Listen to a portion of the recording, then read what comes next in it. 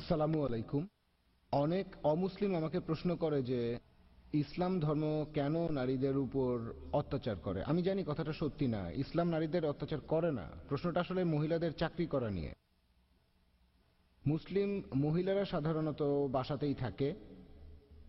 আপনি গত লেকচারে বলেছিলেন, আমি আপনার কিছু লেকচার শুনেছি, সবগুলো শুনিনি, বেশ কয়েকটা। আপনি বলেছিলেন যে মহিলারা মসজিদে যেতে পারবে, তবে ইন্ডিয়ার পাকিস্তানে মহিলারা মসজিদে নামাজ পড়তে পারে না। এর কারণ হলো মানুষের বানানো আইন, আল্লাহর আইন না। এখন মহিলারা স্বাবলম্বী হতে চাইলে ইসলাম ধর্ম এ ব্যাপারে কি বলে, যদি ভদ্রতা বজায় রাখে? ভাই প্রশ্ন করলেন আর বললেন ইসলামের বিরুদ্ধে অভিযোগ আছে যে ইসলাম নারীদের অত্যাচার করে। বিস্তারিত জানতে আমার ভিডিও ক্যাসেট দেখুন, উইমেন্স রাইট ইন ইসলাম। তবে এখানে আপনার প্রশ্নতে আসি যে তারা কাজ করতে কি পারবে, আর মহিলারা তাদের চাকরির ক্যারিয়ার তৈরি করতে পারবে কিনা। মহিলারা কাজ করতে পারবে, 1 নম্বর পয়েন্ট। মহিলারা কাজ করবে এটা কিন্তু আবশ্যিক না। যেমন একজন পুরুষকে উপার্জন করতেই হবে, ইসলাম ধর্মে একজন মহিলার বিয়ে হওয়ার আগে তার দায়িত্ব হলো তার বাবার, তার ভাইয়ের, আর মহিলার বিয়ের পরে দায়িত্ব হয়ে যায় তার স্বামীর এবং ছেলেদের। তারা এই মহিলার থাকা খাওয়া সহ যাবতীয় খরচের ভার নেবেন। তাহলে ইসলাম অনুযায়ী অর্থনৈতিক সমস্যা সমাধানের দায়িত্ব হচ্ছে পুরুষের। মহিলাদের কাজ করতে হবে না, তবে নিজের ইচ্ছায় কাজ করতে চাইলে করতে পারে। কিন্তু যদি সে বলে আমি কাজ করতে চাই না, স্বামী জোর করতে পারবে না।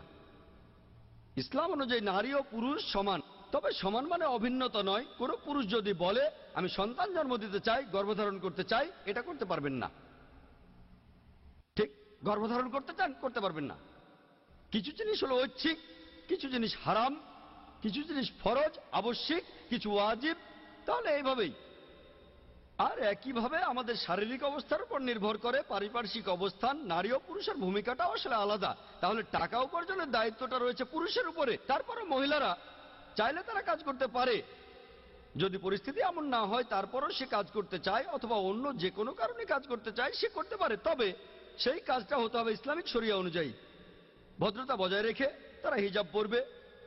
তারপর পুরুষ আর মহিলারা থাকবে আলাদা। নারী পুরুষ একসঙ্গে কাজ করবে না, নারী আর পুরুষ কাজ করবে আলাদা জায়গায়। যেমন ধরেন কোন একজন পুরুষ বসে বিয়ে হলো মহিলা, বস আছে একটা বন্ধ ঘরে, সেই ঘরে বস বলছে আর সেক্রেটারি টাইপ করছে। আমাদের নবীজি বলেছেন কোন মহিলা আর পুরুষ, নামেহরাম পুরুষ আর মহিলা কোন রুমে একা থাকলে তৃতীয় জন হলো শয়তান।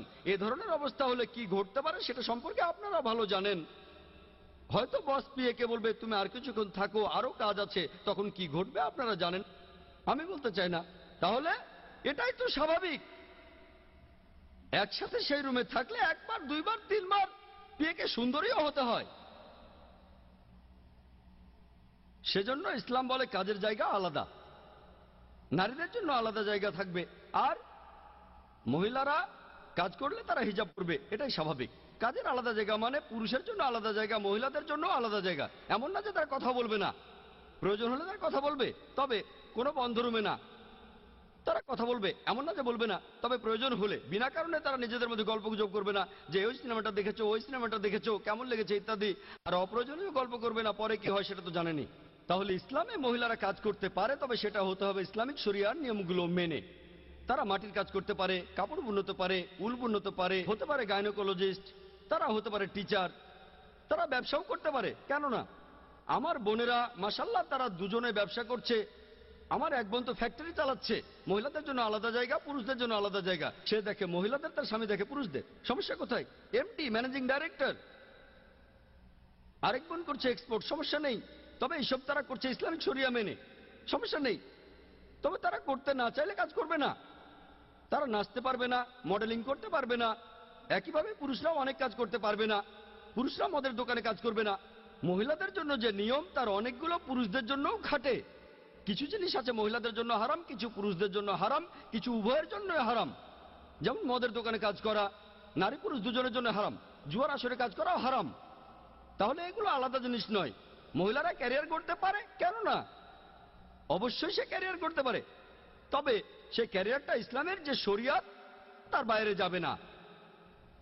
এর পেছনে কারণটা হলো তাদের প্রধান দায়িত্ব। তারা যেহেতু মহিলা, প্রধান দায়িত্ব মা হিসেবে, প্রধান দায়িত্ব স্ত্রী হিসেবে। কিন্তু যদি সেই মহিলা চাকরি করে মা বা স্ত্রীর দায়িত্ব ছেড়ে দেয়, সে হয়তো হবে খুব ভালো গাইনোকোলজিস্ট, কিন্তু পরিবারকে অবহেলা করলো। এভাবে হয়তো কোনো চাকরি করলো কিন্তু মায়ের দায়িত্ব পালন করলো না, স্ত্রীর দায়িত্ব পালন করলো না, এভাবে সে হারাবে। কারণ মা হওয়ার কারণে মহিলারা যে সম্মান পায় সেটা অনেক বড়। এজন্যই আমাদের নবীজি বলেছেন মায়ের পায়ের নিচে সন্তানের বেহেশত। সহিহ বুখারীতে উল্লেখ আছে ৮ নম্বর খণ্ডের বুক অব আদাব ২য় অধ্যায়ের ২য় হাদিস। একজন লোক নবীজিকে প্রশ্ন করলো, সবচেয়ে বেশি ভালোবাসা কার প্রাপ্য? নবীজি সেই লোককে বললেন, তোমার মা। লোকটা বলল, তারপর কে? নবীজি বললেন, তোমার মা। লোকটা বলল, এরপর কে? নবীজি আবার বললেন, তোমার মা। লোকটা বলল, এরপর কাকে ভালোবাসবো? নবীজি তখন বললেন, তোমার বাবা। তার মানে 4 ভাগের 3 ভাগ ভালোবাসা আর সাহচর্য পাবেন মা, আর মাত্র 1 ভাগ ভালোবাসা পাবেন বাবা। তার মানে এক কথায় মা পাচ্ছেন গোল্ড মেডেল, সিলভার মেডেলটাও তিনি পাচ্ছেন, ব্রোঞ্জ মেডেলটাও মাই পাচ্ছেন, বাবা পাচ্ছেন একটা সান্ত্বনা পুরস্কার। এটাই ইসলাম। এখন এটাকে ত্যাগ করছেন ক্যারিয়ারের জন্য, পৃথিবীর জন্য ভালো, খুব ভালো ক্যারিয়ার, যদিও সেটা ইসলামিক। হারাম ক্যারিয়ারের কথা বলছি না, যেমন মডেলিং, অ্যাক্টিং ইত্যাদি। তবে এই হালাল ক্যারিয়ারের জন্য যদি ত্যাগ করেন, যেটার খুব প্রয়োজন, যেমন একজন ভালো মা অথবা একজন ভালো স্ত্রী, এগুলো গুরুত্বপূর্ণ। আপনি চাইলেও কোনোদিন ভালো মা হতে পারবেন না। আমরা পুরুষরা মা হতে পারবো না, 1 পাহাড় স্বর্ণ দিলেও মা হতে পারবো না, যত চেষ্টা করি না কেন। তাহলে মহিলাদেরকে যে সুযোগগুলো দেওয়া হয়েছে তারা সেগুলো হারাচ্ছে। আমাদের উপরে যে দায়িত্ব পালন করব, সেজন্য মহিলারা কাজ করতে পারে, তবে শরিয়া মানতে হবে যাতে করে জান্নাতে যেতে পারে। আশা করি উত্তরটা পেয়েছেন। ওয়া আখির দাওয়ানা আলহামদুলিল্লাহ রাব্বিল